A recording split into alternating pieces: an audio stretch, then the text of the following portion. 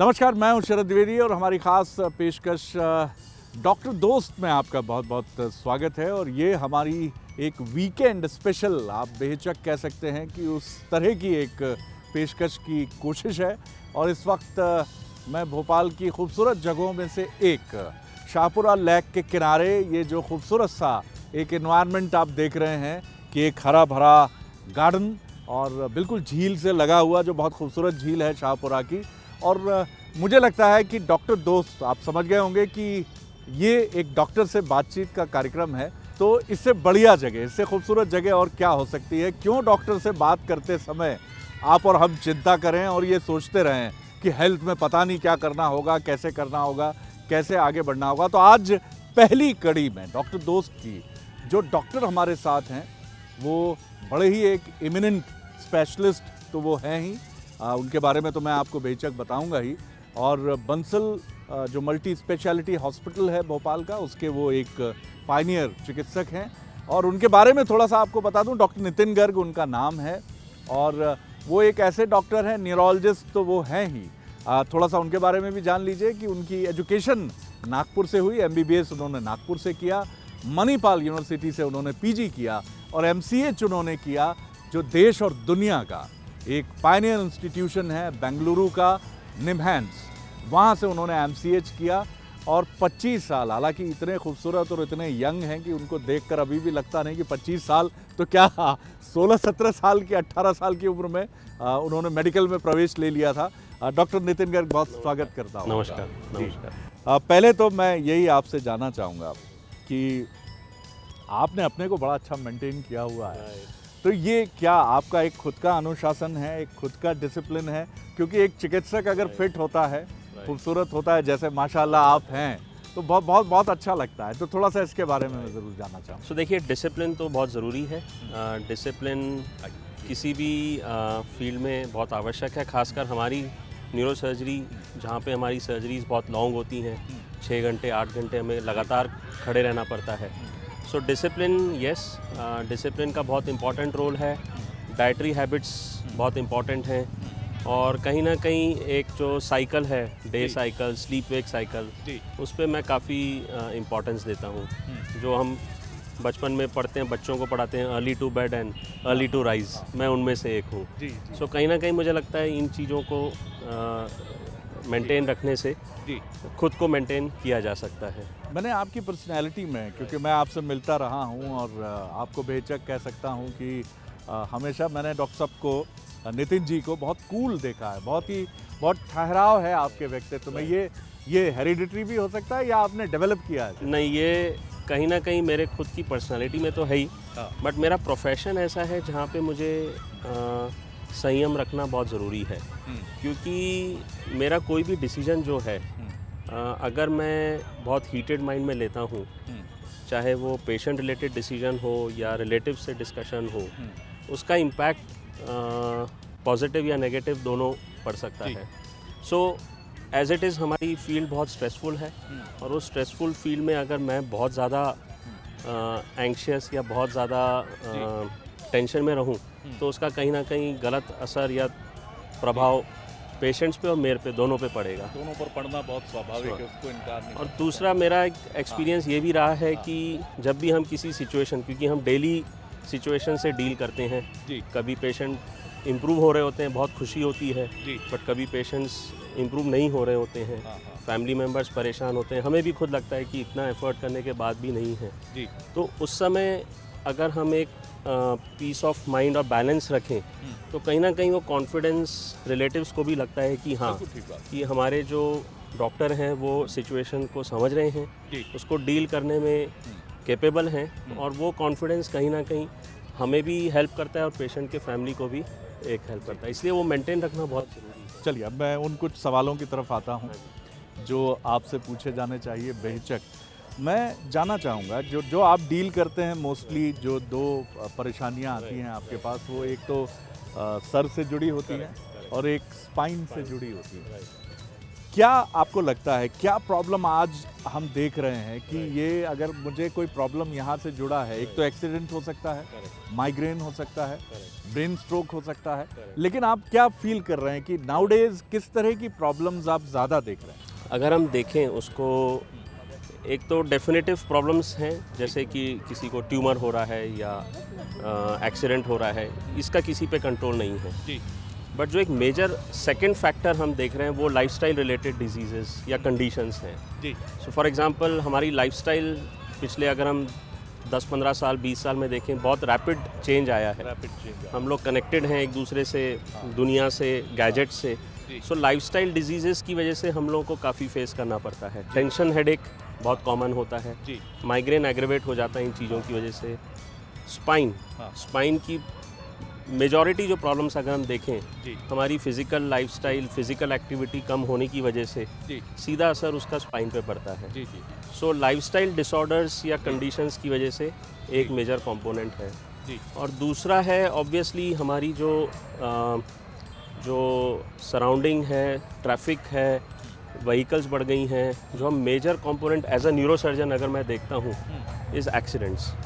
और बड़ा दुख होता है क्योंकि रेगुलेशंस हैं, लॉ है, नियम बने हुए हैं, बट कहीं ना कहीं उसको हम लोग इम्प्लीमेंट नहीं करते हैं।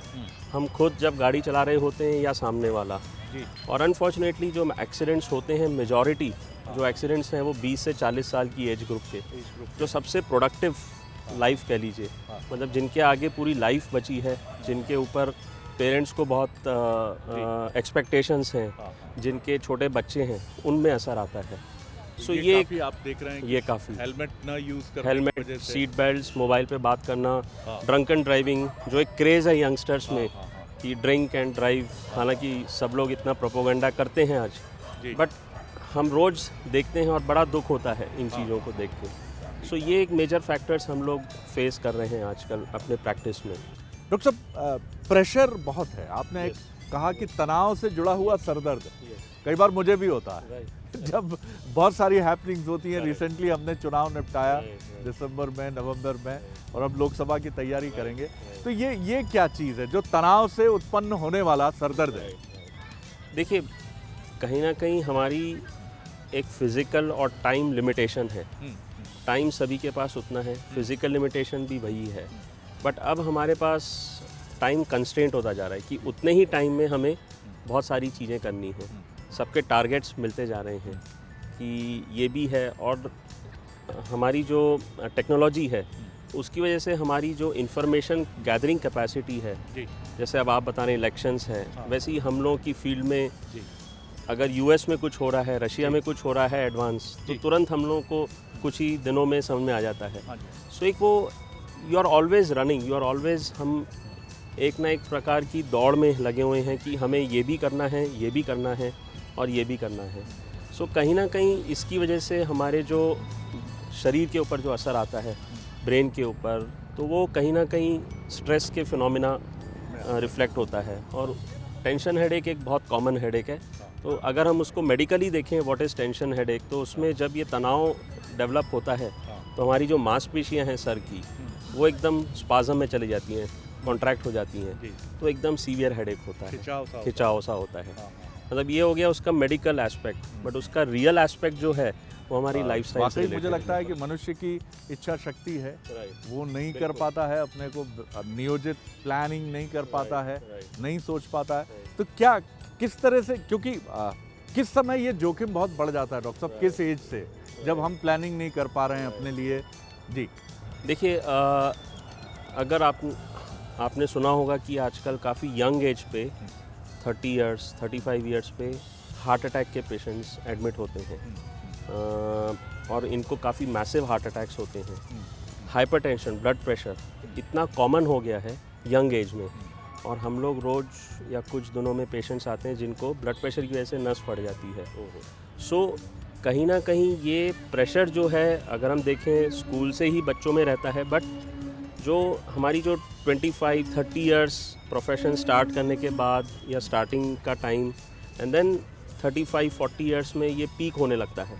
और आपने सुना होगा बर्नआउट सिंड्रोम हाँ, बर्नआउट कि कितने सॉफ्टवेयर इंजीनियर्स, खासकर ये सॉफ्टवेयर इंजीनियर्स में बहुत कॉमन होता है क्योंकि उनका ह्यूमन इंटरेक्शन काफ़ी कम होता है। काफ़ी कम होता मेरे खुद के काफ़ी फ्रेंड्स हैं जहाँ जो कहते हैं कि उनकी life is just in front of computer, बाजू वाले से भी बात करनी है तो ईमेल से होनी है। हाँ हाँ हाँ सो ये बर्नआउट सिंड्रोम्स इसलिए अब डेवलप हो रहे हैं हाँ, इतने फास्ट। सो हमें इसके बारे में कॉन्शियस होना पड़ेगा। ये है क्या एग्जैक्टली ये क्या है बर्नआउट सिंड्रोम, क्या कहेंगे? बर्नआउट सिंड्रोम ये है कि इनिशियली जब हम अपना प्रोफेशन शुरू करते हैं या कुछ भी काम करते हैं, हमारी एक उम्मीद होती है या एक एम होता है कि I have to reach that aim. But जब हम उस एम के तरफ बढ़ते हैं, कहीं ना कहीं और भी फैक्टर्स ऐड हो जाते हैं। सोशल फैक्टर हो सकता है, फैमिली फैक्टर हो सकता है, प्रोफेशनल फैक्टर हो सकता है। बट कहीं ना कहीं सब चीज़ें जब उस इंसान पे इफ़ेक्ट करती हैं तो at some stage you feel कि शायद इतना सब करना वर्थ इट नहीं है, या मैं जितना एफर्ट कर रहा हूँ उतना जो मैं एक्सपेक्टेड रिटर्न था वो मेरे को नहीं मिल पा रहा है। एंड देन यू रियलाइज़ कि probably you should take a back seat, कि स्लो डाउन होना चाहिए। That is what is burnout, कि आपकी जो कैपेसिटी है आपने उसको पहले ही पूरा यूटिलाइज़ कर लिया। फॉर फिज़िकल कैपेसिटी की बात नहीं कर रहा हूँ मैं मेंटल कैपेसिटी की बात कर रहा हूँ कि मेंटली आप इतने एग्जॉस्ट हो चुके हैं एवरी डे चैलेंजिंग सिचुएशंस को फेस कर करके कि आपके अंदर एक जो जुनून कह लीजिए या जो इच्छा रहती है फर्दर इम्प्रूव करने की, वो नहीं रहती है कहीं ना कहीं। इसलिए आपने देखा होगा हमारे यहाँ तो अभी इंडिया में इतना नहीं है कल्चर, बट वेस्टर्न कंट्रीज़ में सैबैटिकल होता है। अपने प्रोफेशन से 1 साल 1.5 साल वो ऑफ ले लेते हैं कि अपने माइंड को री एनर्जाइज करें। और दूसरा मुझे ये भी लगता है कि कहीं ना कहीं हम अपने प्रोफेशंस में ही इतना बिजी हो जाते हैं कि हम प्रोफेशन के बाहर नहीं देख पाते हैं। सो ये एक मेजर फैक्टर है जो आजकल प्रॉब्ली लाइफस्टाइल हो गई है या लाइफ इतनी फास्ट हो गई है कि हम सबको फेस करना पड़ रहा है। तो सर क्यों थोड़ा समय नहीं निकालते हैं अपने लिए? नौकरी चली जाएगी, कई बार ये डर बर्नआउट का कारण बनता है, कई बार आप वर्कहोलिक हो जाते हैं, काम इतना ज़बरदस्त करते हैं, शायद वो आपके लिए बर्नआउट का कारण बनता है। और आप कितना पैसा कमा लेंगे सर, थोड़ा निकलिए ना। जैसा डॉक्टर साहब बता रहे हैं कि थोड़ा फिल्म देखिए, ऐसा नहीं, आसपास बहुत खूबसूरत चीज़ें हैं, बहुत सुंदर सा ये पार्क है, बहुत सुंदर मंजर है और बड़ा मज़ा आ रहा है मुझे डॉक्टर साहब के साथ बात करके। तो थोड़ा सा निकलिए ना बाहर। किसने रोका? रोका सिर्फ आपने है और किसी ने नहीं रोका आपको। आप ये नहीं कह सकते कि अधिक पैसे कमाने के लिए या किन्हीं चीज़ों के लिए। अब मैं आता हूँ थोड़ा सा बैक प्रॉब्लम, डॉक्टर साहब बड़ी तेज़ी से ये चीज़ें आगे बढ़ रही हैं। बहुत कम जी, कि क्या कारण है कि आज हम देख रहे हैं 30 साल का नौजवान भी कमर को पकड़ के करा रहा है और मिडिल एज लोगों की तो मैं देख रहा हूँ बीमारी महामारी जैसा हो गया ये। सो आप बिलीव नहीं करेंगे, हम लोग अब 18-19 साल के बच्चों को भी ऑपरेट कर रहे हैं स्पाइन से रिलेटेड, स्लिप डिस्क की वजह से। इसके 2-3 मेजर फैक्टर्स हैं। एक कि जो हमारी लाइफस्टाइल है, फिज़िकल एक्टिविटी है, वो काफ़ी हद तक कम हो गई है। बच्चों में भी फिज़िकल एक्टिविटी बहुत कम हो गई है गैजेट्स की वजह से, वीडियो गेम, टेलीविज़न की वजह से। तो हमारी जो इनहेरेंट क्षमता है, फिज़िकल क्षमता है, वो काफ़ी कम हो गई है। एक वो फैक्टर है। दूसरा कि हमारी लाइफस्टाइल बहुत सेडेंटरी हो गई है। मोस्टली अगर हम देखें तो हमारा वर्क ऑफिस बेस्ड होता है या बैठने का काम होता है। और हमारे तीसरा जो फैक्टर है, हमारे सोसाइटी में स्पोर्ट्स कल्चर बहुत कम है, स्पोर्ट्स को इतना मोटिवेट नहीं करते हैं। सो ये जब फैक्टर्स एक साथ मिलते हैं और फिर हम जब अपनी रूटीन लाइफ को कंटिन्यू रखते हैं तो स्पाइन का सबसे कॉमन रीज़न होता है वेयर एंड टेयर, कि जितना उसमें वेयर एंड टेयर होगा उसकी इफ़ेक्ट्स उतने जल्दी आएंगे। कैसे समझाएंगे आप इसको कॉमन मैन के लिए? जी, सो वेयर एंड टेयर मतलब कि हमारा जो पूरा शरीर का जो भार है वो हमारी स्पाइन ही बेयर करती है। ठीक है, क्योंकि हम लोग मेडिकल भाषा में हम कहते हैं हम इरेक्ट एनिमल्स हैं। इरेक्ट एनिमल, 4 लेग नहीं, हम 2 लेग हैं, पैरों पे खड़े हैं। तो पूरी लाइफ हमारा लोड स्पाइन पे ही आता है। नाउ अगर हमारी स्पाइन में बहुत सारे कंपोनेंट्स होते हैं, मसल्स होती हैं, जॉइंट्स होते हैं, बोन्स होती हैं और डिस्क होती हैं, तो अगर हम फिज़िकली एक्टिव नहीं हैं तो हमारी मसल्स थोड़ी वीक होती हैं और जो जॉइंट्स हैं उसमें धीरे धीरे इरोजन होने लगता है या वीक होने लगते हैं।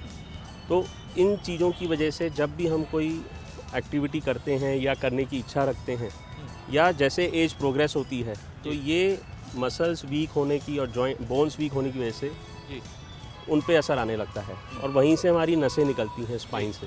तो जब इन पे असर आता है तो नर्व्स पे प्रेशर आता है और उस प्रेशर की वजह से फिर बैक पेन, स्लिप डिस्क, चलने में दिक्कत, ये सब शुरू होती है। जो हम सुन रहे हैं कि जिस तरह से मेडिकल साइंस एक रिवोल्यूशन ग्रेजुअली बढ़ ही रहा है, कितना आज मैं आपसे अगर पूछूं कि क्योंकि बड़ा कहा जाता है स्पाइन में चोट लग गई तो क्रिपल्ड हो जाएंगे आप, असहाय हो जाएंगे, विकलांगता की तरफ बढ़ जाएंगे, कितना मेडिकल साइंस ने ग्रो किया, अभी कितने आराम से अब इन चीज़ों का उपचार हो सकता है। राइट, सो हम इसको 2 पार्ट्स में डिवाइड कर सकते हैं। एक होता है कि अगर स्पाइन की वजह से नर्व्स पे असर नहीं आया हो, और दूसरा ग्रुप है जहाँ पे असर आ गया हो। तो असर आने का मतलब जैसे एक्सीडेंट होता है जहाँ पे स्पाइनल कॉर्ड में डैमेज हो जाता है तो पैरालाइज हो जाते हैं। सो अगर हम पहले ग्रुप का देखें, टेक्नोलॉजी बहुत एडवांस कर गई है। हम छोटे चीरे के ज़रिए मेजर सर्जरीज कर सकते हैं। 1 इंची के चीरे के ज़रिए हम स्क्रूज डाल सकते हैं। आजकल हमारे पास नेविगेशन उपकरण आ गए हैं जो कि एग्जैक्टली हमें बता सकते हैं कि हमें यहाँ पे स्क्रू डालना है या यहाँ पे हमें सर्जरी करनी है। ऑपरेशन के दौरान सीटी स्कैन हम कर सकते हैं। सो ऑपरेशन के दौरान ही आप स्कैन करके देख सकते हैं कि जो आपको सर्जरी में हासिल करना था आप कर पाए कि नहीं। सो टेक्नोलॉजी बहुत इवॉल्व हो गई है, बट ये टेक्नोलॉजी का बेनिफिट उन पेशेंट्स में है जिनमें सर्जरी सही टाइम पे होती है, जब नस पे असर नहीं आए तब। जो दूसरा ग्रुप है अभी उस पर हम थोड़े से पीछे हैं अभी भी। फॉर एग्ज़ाम्पल, उसका एग्ज़ाम्पल है अगर कोई पैरालाइज हो जाता है कमर से नीचे या गर्दन से नीचे, तो अभी हमारे पास वो टेक्नोलॉजी नहीं है कि उसको ठीक किया जाए, बट उस पर बहुत रिसर्च चल रहा है। कुछ फील्ड्स हैं रोबोटिक्स जिसमें कि रोबोट के ज़रिए खड़ा करने की कोशिश की जा रही है।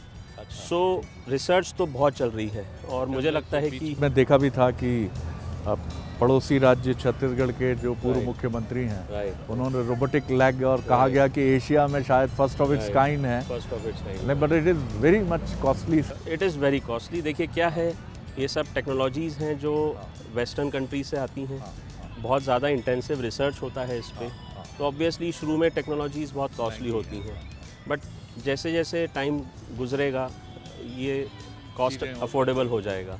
लेकिन कुल मिलाकर हम बेशक कह सकते हैं कि चाहे ब्रेन की सर्जरी की बात हो या फिर बात हो स्पाइन सर्जरी की, अब बहुत अच्छे ऑप्शंस हमारे पास हैं और ये महंगे भी नहीं है, बहुत महंगे नहीं हैं। और आई विल टेल यू, जब हम अपनी पढ़ाई कर रहे थे न्यूरो सर्जरी की, तो हमारे टीचर्स कहते थे कि कोई भी पेशेंट 60 इयर्स का हो गया है इसको अब सर्जरी मत करो, कि ऑलरेडी ये एज हो चुकी है इनकी, और टेक्नोलॉजी भी नहीं थी, टेक्निक्स भी नहीं थी। अब हम 85 साल, 87 साल, 90 साल के पेशेंट्स को बड़े सेफली ऑपरेट कर रहे हैं। मैं स्पाइन और ब्रेन की बात कर रहा हूँ, क्योंकि हमारी एनेस्थेशिया टेक्निक्स बहुत इम्प्रूव हो गई हैं, हमारी सर्जिकल इक्विपमेंट्स बहुत सेफ हो गए हैं। और जैसा कि हम डिस्कस कर रहे थे कि जो मिनिमल इन्वेजिव मेथड्स कि छोटे चीरे के ज़रिए हम मेजर सर्जरीज़ को कर सकते हैं। सो इसकी वजह से जो पेशेंट्स के ऊपर जो सर्जरी का साइड इफ़ेक्ट होता है वो काफ़ी हद तक कम हो गया है, वो काफ़ी कम। हाँ, सो सर्जरी बहुत सेफ़ हो गई है। पहले होता था कि सर्जरी के बाद पेशेंट बेहोशी से बाहर निकल पाएगा कि नहीं, ब्रेन सर्जरी के बाद। अब आप बिलीव नहीं करेंगे, कॉन्शियस पेशेंट में हम ब्रेन की सर्जरी करते हैं। मतलब पेशेंट हमसे बात कर रहा होता है और हम ट्यूमर निकाल रहे होते हैं। कमाल है, कमाल है। टेक्नोलॉजी बहुत इवॉल्व हो गई है। और दूसरा, इसमें फ़ायदा क्या होता है कि आप उसको कॉन्शियसली, अच्छा क्या, हाँ जी, इसमें क्या फ़ायदा होता है? इसको हम लोग अवेक क्रेनियोटॉमी कहते हैं। सो ये हर पेशेंट में नहीं करते हैं, बट कभी कभार ब्रेन में कुछ इंपॉर्टेंट एरियाज़ होते हैं, इसको हम लोग क्रिटिकल एरियाज़ कहते हैं, जैसे हाथ पैर कंट्रोल करने का सेंटर या बोलने का सेंटर। तो जब ट्यूमर इन सेंटर्स के पास होता है, तो जब हम सर्जरी कर रहे होते हैं बहुत ज़्यादा रिस्क होता है कि ट्यूमर निकालते निकालते कहीं हम इन एरियाज़ को डैमेज ना कर दें। सो अवेक सर्जरी का फ़ायदा ये होता है कि जब हम पेशेंट हमसे बात कर रहा है, हाथ पैर हिला रहा है, कि जब हम ट्यूमर निकाल रहे हैं, अगर हम उस एरिया के नज़दीक आते हैं तो पेशेंट खुद बता देगा कि मुझे प्रॉब्लम हो रही है, तो हम रुक सकते हैं। कमाल है। तो ये एक आप समझ लीजिए कि इनबिल्ट सेफ्टी फीचर है के लिए ये बहुत कि ये, हाँ, जिसमें खुद पेशेंट एक आपको फीडबैक दे रहा है, लाइव फीडबैक दे रहा है कि सर अभी तक सब ठीक है, आप चलते रहिए, और जब प्रॉब्लम होती है आप रुक जाइए। विश्वास की रक्षा, तो मैं ये भी नहीं कहूँगा ब्लेम गेम में कौन ज़्यादा जिम्मेदार है, लेकिन किस तरह से आप इसको डिफाइन करें? देखिए, ये बहुत इम्पॉर्टेंट कंपोनेंट है। आजकल आप रोज़ पेपरों में पढ़ते होंगे कि कहीं पे पेशेंट्स के रिलेटिव्स ने प्रॉब्लम हुई, डॉक्टर्स के साथ प्रॉब्लम हुई।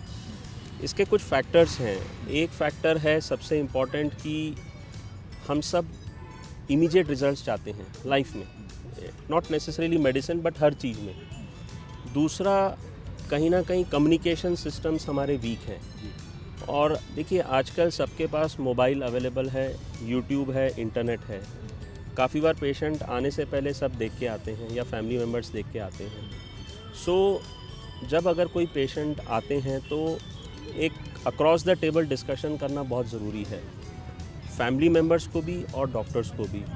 तो कहीं ना कहीं ये कम्युनिकेशन लिंक जो है, मैं समझता हूँ कि ये एक बहुत मेजर फैक्टर है इस फेथ को मेंटेन जो नहीं हो पा रहा है सोसाइटी में।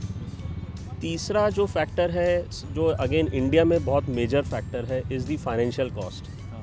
आपको पता होगा कि इंडिया में हेल्थ इंश्योरेंस का पेनिट्रेशन बहुत कम है and majority patients out of pocket expense bear करते हैं। नाउ हमारी जो हेल्थ सर्विसेज हैं या हमारी जो क्वालिटी ऑफ सर्विसेज हैं, वो काफ़ी रैपिड स्टेज से इम्प्रूव होती जा रही हैं, जिसके लिए जो इक्विपमेंट्स हैं वो बड़े कॉस्टली हैं। तो कहीं ना कहीं वो जो कॉस्ट हॉस्पिटल को बेयर करना पड़ता है उन इक्विपमेंट्स को प्रोक्योर करने में और केयर देने में, वो कॉस्ट पेशेंट और फैमिली के ऊपर आती है। और क्योंकि आउट ऑफ पॉकेट एक्सपेंस होता है तो एक हमेशा एंग्जाइटी लेवल बना रहता है कि कॉस्ट इज़ इंक्रीजिंग बट हमारा patient is not improving. But उसका रीज़न ये होता है, खासकर अगर हम न्यूरो सर्जरी, ब्रेन और स्पाइन का देखें, कि इन ऑर्गन्स में टाइम लगता है। So financial cost is the third important factor.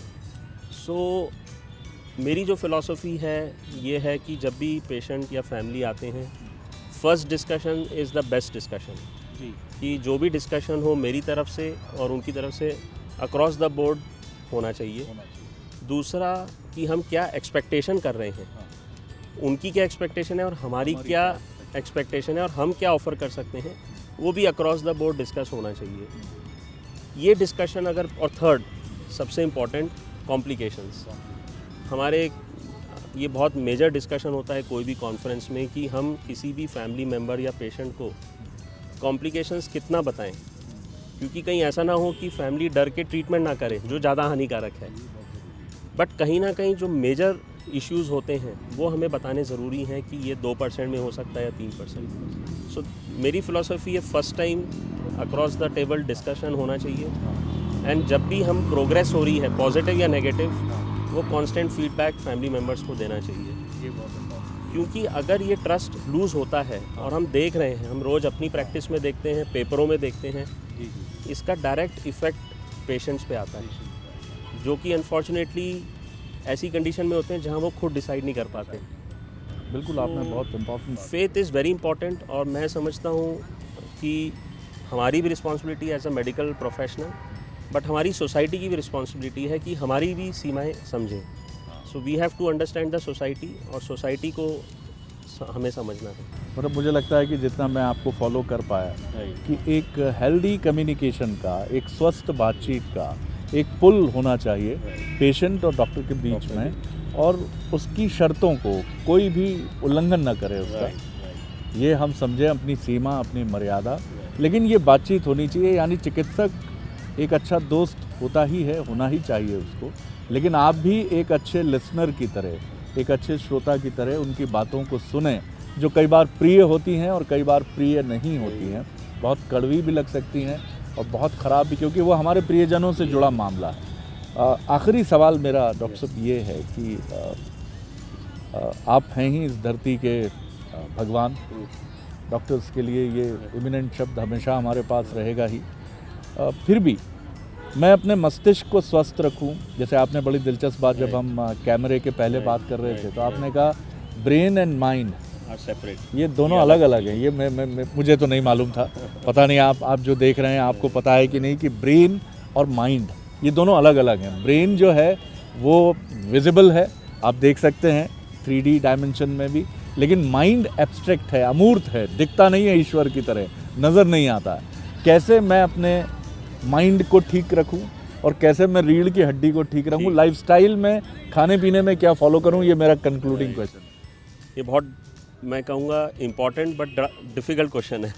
जी जी। सो देखिए, जहाँ तक माइंड का है तो मुझे लगता है कि हर व्यक्ति को अपने लिए क्या बेस्ट है, क्या सही है, वो सोचना होगा। और वो बहुत डिफ़िकल्ट चीज़ है एक्चुअली, बट वो करना होगा कि जो मेरे फ्रेंड या मेरे सामने वाले के लिए अच्छा है, हो सकता है मेरे लिए ना अच्छा हो। अगर वो एक डिफ़ाइन कर ले हम कि मेरा एम, मेरा गोल, मैं किस प्रकार की लाइफ स्टाइल जीना चाह रहा हूँ, काफ़ी चीज़ें उससे सेटल हो जाएंगी। सो इसी को हम हमारे जो साधु संत थे कि माइंड को, दिमाग को कंट्रोल में रखना, वश में रखना है, ये बड़ी सहजता से वो कहते थे, बट बड़ा डिफ़िकल्ट होता है। दूसरा, हम लोग आज सब एक्सपोज्ड हैं, ये कार है, लैपटॉप है, ये फ़ोन है, हर एक साल उसको भी एक प्रकार से कहीं ना कहीं वो कन्फ्लिक्ट आता है। सो खैर, ये तो एक एब्स्ट्रैक्ट चीज़ है। बट जहाँ तक डाइट का है तो देखिए, हेल्दी डाइट जो हमारी इंडियन डाइट है, it is a very healthy diet. Unfortunately western influence की वजह से प्रिजर्व फूड, जंक फूड, मैं ये नहीं कहता हूँ कि इनको नहीं लेना चाहिए, but once in a while, but not on a day to day basis. जो आप बिलीव नहीं करेंगे, वेस्टर्न कंट्रीज़ में टर्मरिक, हल्दी, उसका इम्पोर्टेंस बुक्स में अब आ रहा है, जो कि हमारे तो कब से है, और हमारे आज भी रोज़ खाने में टर्मरिक या हल्दी डलती है। सो फूड हैबिट्स का है कि less oily, less spicy and good balance diet. उसमें सब्जियां भी हों, फल भी हों, गेहूं भी हो, राइस भी हो, बैलेंस डाइट ये बहुत ज़रूरी है। और तीसरा, फ़िज़िकल एक्टिविटी बहुत ज़रूरी है। चाहे आप मॉर्निंग वॉक करें, चाहे आप साइकिलिंग करें, चाहे आप अपने घर में ही कुछ एक्सरसाइज करें, चाहे आप जिम जाएं, कोई स्पोर्ट्स करें, कुछ एक फ़िज़िकल एक्टिविटी बहुत ज़रूरी है। बिल्कुल ठीक बात है। तो ये 3 चीज़ें अगर हम कंट्रोल कर लें, डाइट, फ़िज़िकल एक्टिविटी और हमारी जो इच्छाएं और जो माइंड है, क्या बात है। तो आई थिंक मेजॉरिटी इश्यूज़ कमाल है सर, सेटल हो जाए। कमाल है, मज़ा आ गया आपसे बातचीत करके। और कई जगह मैंने आपको किसी स्पिरिचुअल गुरु की तरह भी साउंड करते हुए सुना है, जो ये बताता है कि जितने बेमिसाल आप चिकित्सक हैं, उसके साथ एक बेहतर, एक बहुत ही शानदार ह्यूमन बीइंग भी हैं आप। और यही वजह है कि जो मुझे लगता है पेशेंट्स और जो पीड़ित लोग आपके पास आते होंगे प्रॉब्लम्स लेके, उनके लिए ये एक बहुत अच्छा एक सलाह का भी उनके लिए एक पैमाना साबित होती होगी। मैं बहुत धन्यवाद करता हूँ। Thank you ji, thank you. बातचीत के लिए, नमस्कार। भविष्य के लिए आपको बहुत शुभकामनाएं। तो ये थे डॉक्टर नितिन गर्ग, डॉक्टर दोस्त में। और अगर मैं सोचता हूँ कि डॉक्टर दोस्त कैसे होते हैं, तो बेशक मैं कह सकता हूँ नितिन जी जैसे हो सकते हैं। जो डॉक्टर दोस्त का हमारा अगला एपिसोड होगा किसी भी और विधा के किसी एक्सपर्ट के साथ, मैं फिर आपके साथ आपके सामने होऊंगा, हाजिर होऊंगा, और एक मज़ेदार बातचीत, एक फॉर्मल बातचीत, और एक ऐसी बातचीत जो कहीं ना कहीं आपको कहीं आपके भीतर प्रवेश करे और आपको बताए कि किस तरह से हेल्दी रहा जा सकता है, फिट रहा जा सकता है। तो इजाज़त दीजिए मुझे, नमस्कार।